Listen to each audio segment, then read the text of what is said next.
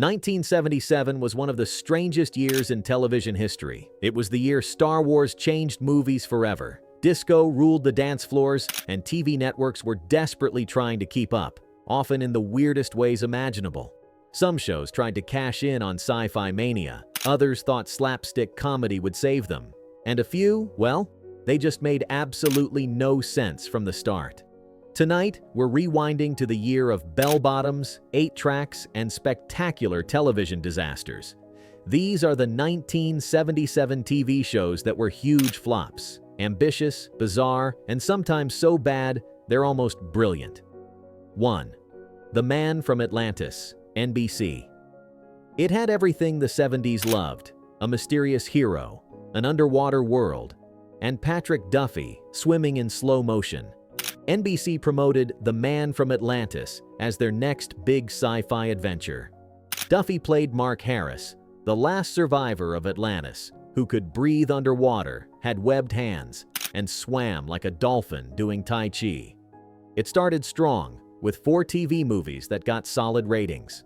NBC smelled gold and turned it into a weekly series in 1977. But here's the problem. Once you've seen him swim in slow motion for the 10th time, it's not that thrilling anymore. The stories became repetitive, the effects were cheap, and viewers started tuning out. By the end of its single season, it had sunk deep into the TV abyss. Still, The Man from Atlantis had one lasting legacy. It made Patrick Duffy famous enough to land Dallas right after. 2.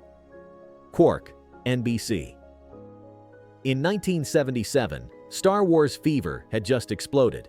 NBC thought, hey, let's make our own space show. But instead of epic space battles, we got a comedy about an intergalactic garbage man. Yep, Quark starred Richard Benjamin as Adam Quark, captain of a space sanitation vessel who cleaned up cosmic trash. The show was a Star Trek parody mixed with Get Smart-style humor.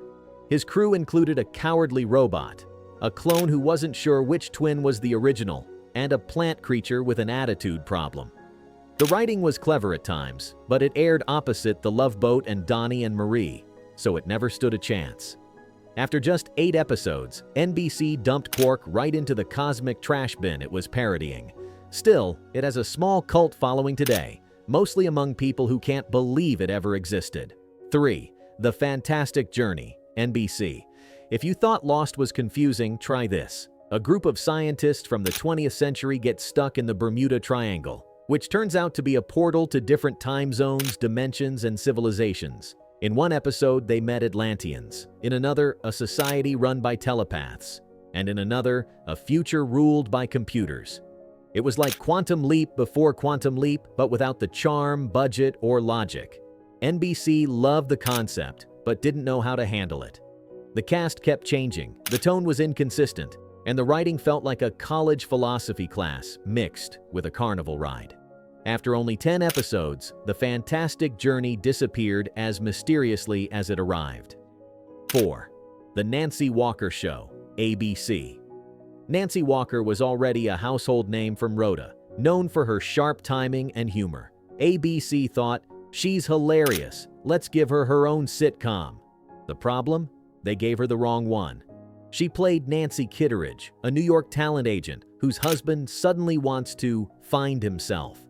What could have been a witty comedy turned into a meandering show about midlife crises and confusing relationships. It aired for just 12 episodes before ABC pulled the plug. Critics called it aimless, and audiences agreed. Ironically, Walker bounced back soon after by directing commercials for Bounty paper towels, and those lasted a lot longer than her sitcom. 5. The San Pedro Beach Bums, ABC. This one tried to capture the success of Happy Days and Laverne and Shirley, but with 5 surfer dudes living together in a beach house. It was light, goofy, and had absolutely zero plot beyond dudes hang out and get into hijinks. The network marketed it as The Monkees Meets Charlie's Angels, but forgot to include the charm or music. Audiences didn't care, critics hated it, and even the cast later joked about how bad it was. After 10 episodes, the bums were evicted permanently. Fun fact, one of the stars, James Doughton, later appeared in Animal House, another group of bums, but this time a massive hit. 6. The Betty White Show, CBS. You'd think Betty White could do no wrong, and usually you'd be right. But even she couldn't save The Betty White Show in 1977.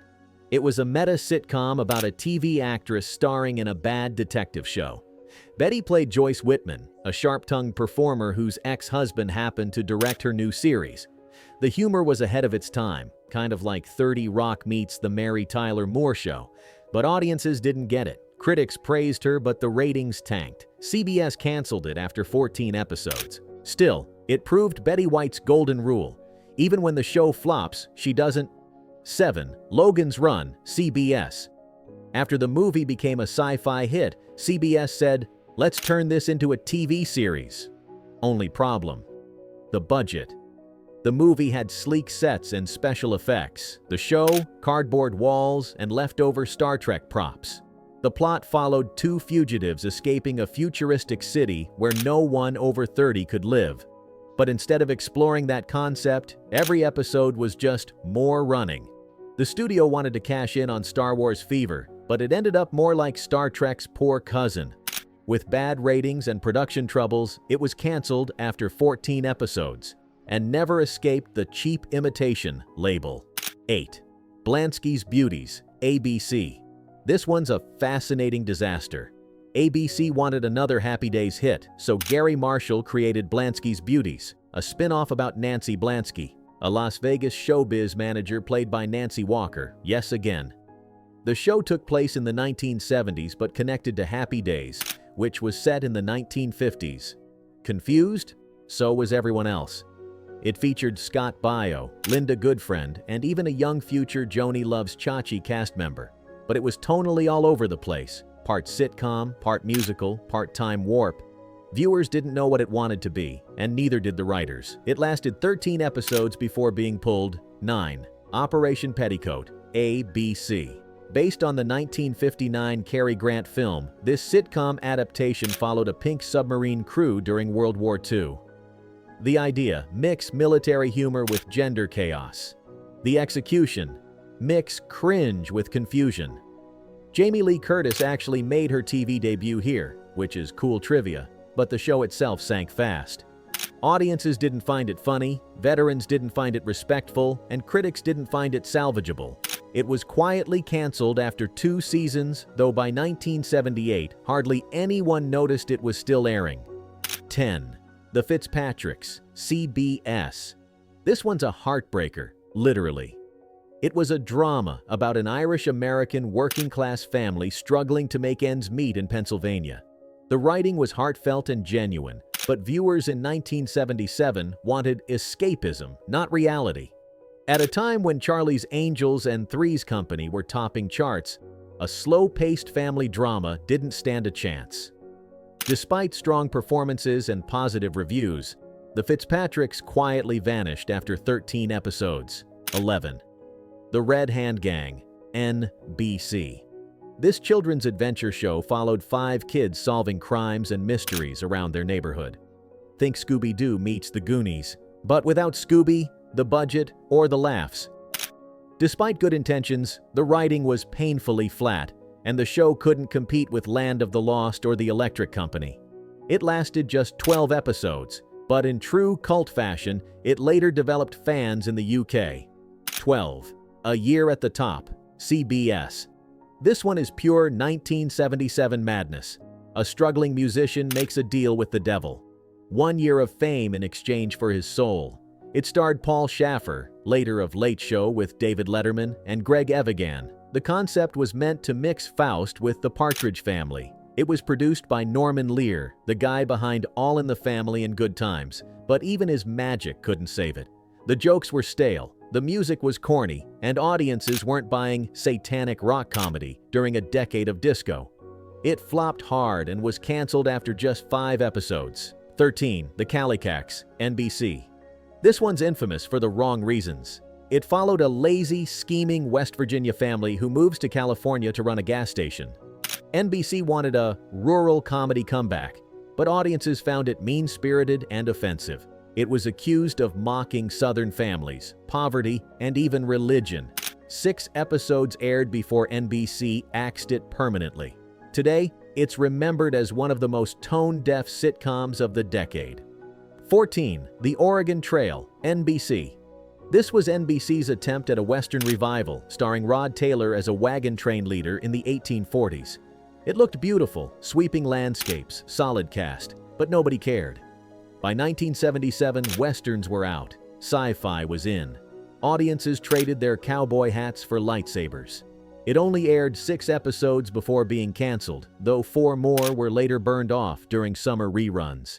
15. Lanigan's Rabbi, NBC. This one's actually fascinating. It was a crime drama about a police chief, Art Carney, and his friend, a rabbi, solving local murders. The premise was wholesome and respectful, but audiences weren't ready for a Mystery of the Week show starring a religious leader. The pacing was slow, and ratings were worse. It aired only 5 episodes before NBC buried it. To its credit, though, critics said it had potential, just not in the era of Starsky and Hutch. 1977 proved one thing: network television was fearless, for better or worse. From pink submarines and devilish rock bands to time warps and space janitors, TV that year was wild, weird, and unforgettable, even if most of it failed spectacularly. But that's what makes the 70s so magical. It was a time when creativity mattered more than caution, and even the flops had personality. Which of these forgotten shows surprised you most? Drop your pick in the comments below, and if you love digging into the weird corners of retro TV, hit that subscribe button and ring the bell so you never miss a new deep dive. Until next time, keep rewinding the good old days.